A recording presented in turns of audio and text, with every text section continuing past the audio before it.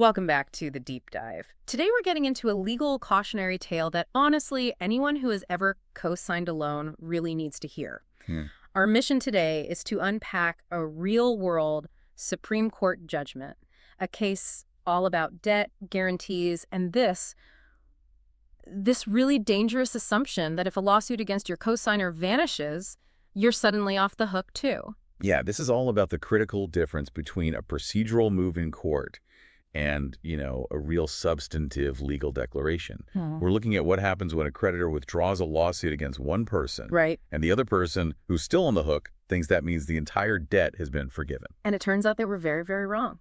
The stakes here are huge. We have a cooperative as the creditor, the plaintiff, and this complex relationship with the main borrower. Let's call him Mr. K. But the real drama, the whole legal fight, it really hinges on the two friends who guaranteed his loan. The first guarantor and the one who ended up appealing, the appealing guarantor. It's just a perfect illustration of why the law demands really specific, clear intent when you're talking about forgiving money. Assuming anything is just a recipe for disaster. Okay, let's unpack this. To really get it, we have to go back to the beginning, to the debt itself. Right. This wasn't just a small loan. No, not at all. The principal borrower actually had a few loans, but the one that caused all this trouble, the one that went all the way to the top court, was from way back in 2012. And the original amount. The principal was about $200,000 bought it.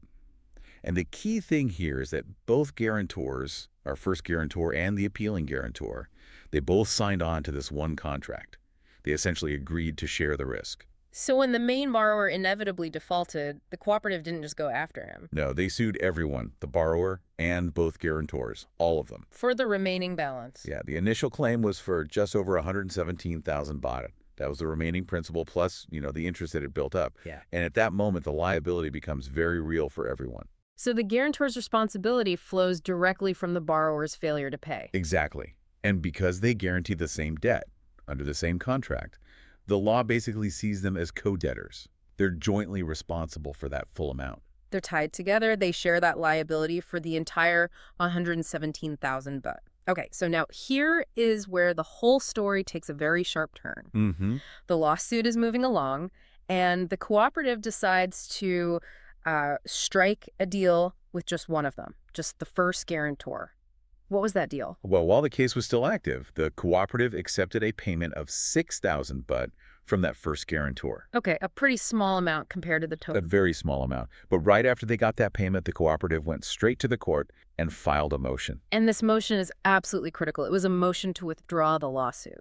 But only against him. Only against the first guarantor. Right. And the reason they gave was that they had come to an agreement, the court allowed it, and poof, the case against that one guy was dropped. Now, you have to put yourself in the shoes of the other guy, the appealing guarantor. Yeah. You see your partner pay a tiny fraction of the debt, and suddenly all the legal pressure on them just vanishes. I mean, it looks like forgiveness, doesn't it? It seems like a total common sense. If the creditor drops their legal case against one person after they pay something, the logical next step is to assume that, okay, they've forgiven the rest of that person's debt. Exactly. And that was the entire foundation of the appealing guarantor's legal argument. That was his appeal all the way to the Supreme Court. So his argument was that this wasn't just a withdrawal. He argued that by taking the $6,000 bet and withdrawing the suit, the cooperative had performed a formal release of debt. Mm-hmm.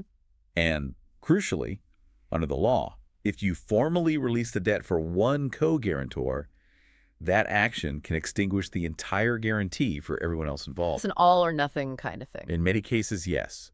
So if he had been right, if that withdrawal was a formal bet release. He would walked away completely free, owed nothing. Correct. So why was that assumption completely wrong? This is where that line between procedure and substance really, really matters. This is the legal trap. The Supreme Court had to look really closely at the cooperative's intent when they filed that motion. Were they trying to formally forgive the debt, or were they just trying to stop that specific court process? Okay, so let's break down what a true formal release of debt actually requires. It's not something you can just imply. Not at all. A formal debt release is a very serious legal step. It permanently wipes out the financial obligation.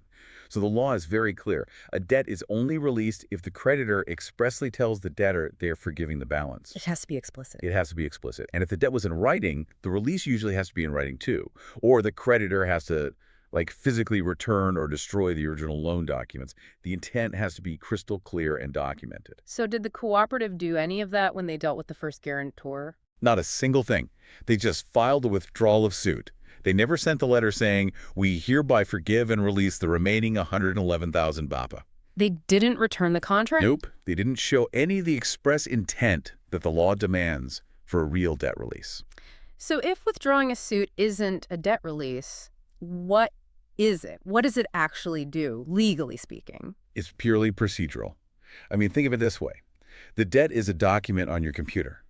A formal debt release is like hitting delete, confirming it, and then emptying the trash bin. It is gone forever. Okay. A withdrawal of a suit is like hitting save, closing the program, and just walking away from the computer. But the document is still on your desktop. Exactly. The law is very clear here. Withdrawing a suit just means the court action stops. The underlying financial claim, the debt itself, it doesn't disappear. The cooperative still had the right to sue the first guarantor again later, as long as the statute of limitations hadn't run out. So it was like a temporary truce, not a final peace treaty. That's a perfect way to put it. It was a pause, not an absolution. And that is the huge aha moment here for anyone listening. A procedural pause in court is totally different from a substantive, permanent forgiveness of a debt. Right. And since the cooperative never legally released the debt for that first guarantor, the guarantee for the appealing guarantor was still completely valid. And that's why the Supreme Court said his appeal was unfounded. The debt was still there, and he had signed a contract saying he would pay it. Wow. So what was the practical consequence for him? I mean, he must have felt so frustrated thinking he was in the clear. Oh, absolutely. He was held liable for the entire remaining debt. The only benefit he got from that whole 6,000 BAT payment was that the total amount owed was reduced by 6,000 BAT. So from 117,000 down to 111,000. Yep, plus interest. He was responsible for the rest. The court just upheld what the lower courts had already decided. But what's fascinating, and I think really important, is that even though the court forced him to pay, the system doesn't just leave him as the final victim. No, it doesn't. The law gives him some pretty strong tools to get that money back. We're talking about the right of recourse. Correct.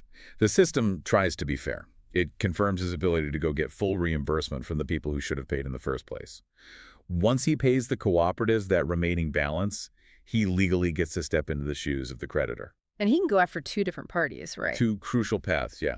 First, and most obviously, he can go after the principal borrower, Mr. K. That's the simplest path. The guarantor paid for the borrower, so the borrower has to pay him back. That's the primary obligation. Okay, but what about the other guy? The first guarantor who paid the 6,000 bar and got the suit withdrawn against him. Can the appealing guarantor get money from him too? Yes, he can. And this is where the fact that there was no formal release really comes back to help the appealing guarantor. Ah. Since both of them were jointly guaranteeing the same debt, they have to share the burden. The law says the one who paid can seek proportional reimbursement from the other one, since the first guarantor only paid a tiny bit. And the appealing guarantor paid the rest. The burden has to be adjusted so they each end up carrying their fair share. So the first guarantor didn't really escape anything. Not really. His withdrawal just meant the cooperative stopped chasing him. Now, he's probably going to be chased by his old co-guarantor. It just confirms that the withdrawal was a temporary stop, not an end to the financial responsibility. The debt just got transferred. So connecting this to the bigger picture, this ruling is just a massive lesson in the importance of clarity. Clarity of intent. For creditors, yeah. If you actually want to forgive a debt for one person, you have to follow the specific steps the law requires to make it a formal release.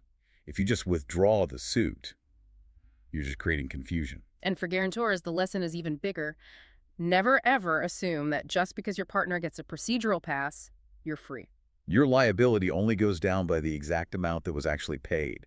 Until you see that formal written proof of a debt release, you are still on the hook. You know, it raises a question. Why would the cooperative do that? Why not just release the debt? Well, it's often strategic. They want to keep their options open. They take a small payment, pause the case against one person, but they keep the legal right to sue them again later if, say, the appealing guarantor doesn't pay up. It's a way to hedge their bets. That makes perfect sense. So, for you listening, if you're ever asked to be a co-guarantor, here's the final thought we want to leave you with. If one of your co-guarantors tries to settle their part of the debt, or they get the lawsuit against them withdrawn, what specific piece of paper must you demand to make sure you aren't the last one left holding the bag? You need that formal written proof the document that shows express intent that proves the debt was truly extinguished, not just paused in court. Because that one piece of paper is the difference between freedom and paying the entire remaining balance yourself.